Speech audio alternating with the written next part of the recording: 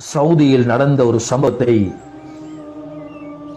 ஒரு இமாம் தன்னுடைய பிரசங்கத்தில், சவுதியை சேர்ந்த ஒரு இமாம், ஒரு ஹதீப், இந்த தர்மத்துடைய தாற்பயத்தை சொல்லும் பொழுது ஒரு சம்பவத்தை, ஒரு கிஸ்ஸாவை கூறியிருக்கிறார். சகோதரர்களே, ஒரு மகன், ஒரு வாலிபர் தன்னுடைய காரியாலயத்தில் இருக்கிறார். அந்த நேரத்தில் அவருக்கு ஒரு போன் கால் வருகின்றது.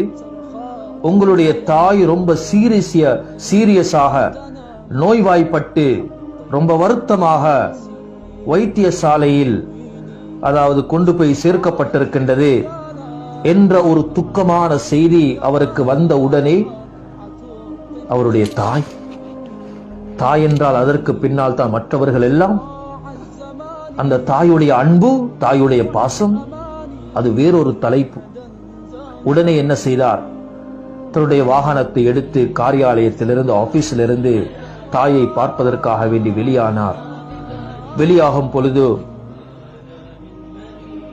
அவர் ஒரு பெட்ரோல் அடிக்க வேண்டிய தேவை ஏற்பட்டது. உடனே அந்த பெட்ரோல் ஷெட்டில் காரை நிறுத்தாட்டி பெட்ரோல் அடித்துக் கொண்டிருக்கும் பொழுது 2 பூனை குட்டிகள், 2 அல்லது 3, அவர் இவ்வாறு சொல்லனார், பூனைக்குட்டிகள் பசியின் மூலமாக அங்கும் இங்கும் தடமாறிக் கொண்டிருந்தது. இந்த காட்சியை கண்ட இந்த வாலிபர் உடனே பக்கத்தில் இருந்த அந்த மார்க்கெட்டுக்கு சென்று பூனைக்கு தேவையான உணவுப் பொருள்களை வாங்கி கொண்டு வந்து அந்த பூனைகளுக்கு உண்ண கொடுத்தார், தர்மம் செய்தார். சகோதரர்களே, மனிதர்களுக்கு அல்ல, உறவுகளுக்கு அல்ல, வாய் பேச முடியாத சாதாரண அல்லாஹுடைய படைப்புகளில் ஆகிய பூனை குட்டிகளுக்கு அந்த உணவை தர்மமாக கொடுத்தார், சதகாவாக செய்தார், வயிறை நிரப்பினார். திரும்ப பெட்ரோலை அடித்துவிட்டு தன்னுடைய வாகனத்தை எடுத்து வைத்தியசாலைக்கு சென்றார். அங்கு போய் பார்த்த நேரத்தில் அந்த ஐசியூவில் உம்மா, தன்னுடைய தாய் இருக்கவில்லை.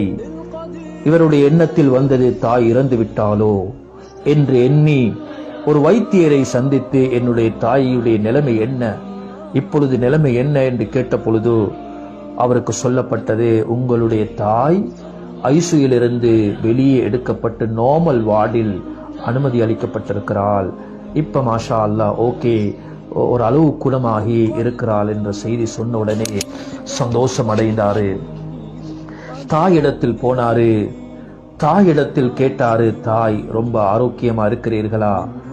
அந்த தாய் ஒரு விடயத்தை சொன்னார், மகனே, நான் ஐசியூவில் இருக்கும் பொழுது என்னை அறியாமல் உறக்கம் போய் எனக்கு ஒரு கனவு வந்தது.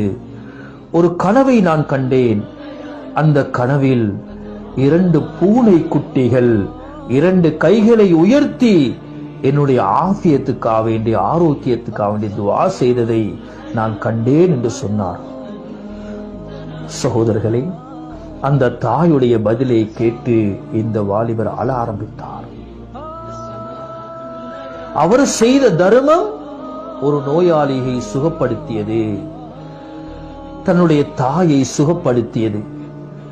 எனவே சகோதரர்களே, எங்களுடைய ஆரோக்கியத்தை பாதுகாக்க வேண்டுமா?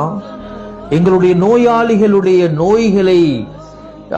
நோய்களை வெட்டும் ஆரோக்கியத்தை கொடுக்க வேண்டுமா? மிகப்பெரிய ஒரு அமல்தான் தர்மம், சதகா.